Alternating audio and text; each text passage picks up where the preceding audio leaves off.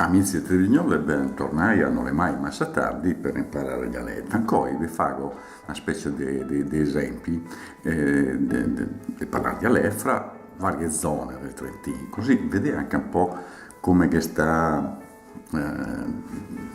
diversi paroni, di diversi popoli, diverse gente che da una banda dall'altra e si influenzare.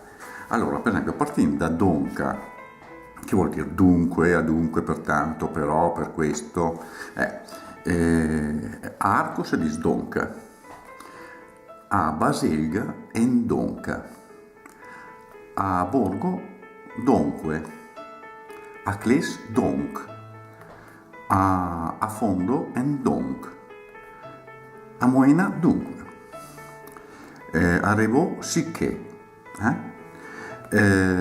Dopo che a Tuenno si dice donchia, in veneziano le donca, in veronese le donque e in milanese le donca. Insomma, donca è il vince quasi dappertutto, però che ha delle differenze.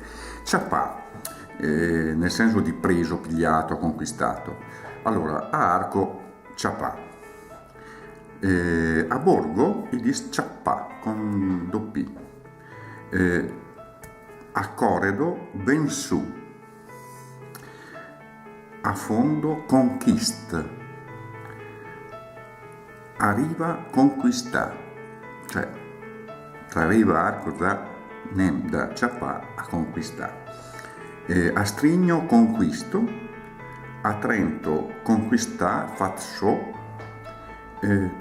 Veneziano è dopo la conquista, in Val de Fassa conquistada, in veronese conquistato e in milanese conquistà.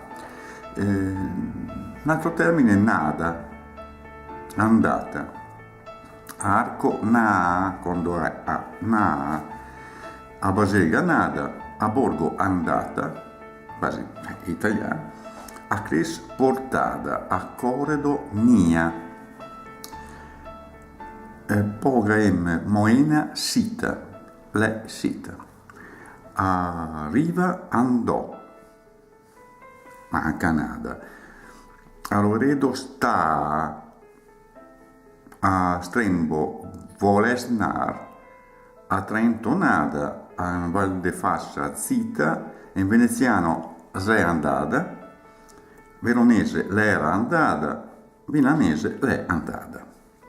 E infine birba, che vuol dire birbonte, birbone, scusate, birbante, furfante, farabutto, Arco zent da forca, Baselga becchi fotudi, Borgo berecchini, Cles balossi, Corredo catif laor, Fondo birbanti, Mezzo lombardo gagliotti, Moena bricoin, Revò puec de bon, Riva birbanti de prima riga zibaldoni, Strembo malignazzi, Trento omini malviventi, Val di Fassa omini cattives, veneziano una maniga de baroni, veronese gente senza fede né legge e milanese di canali.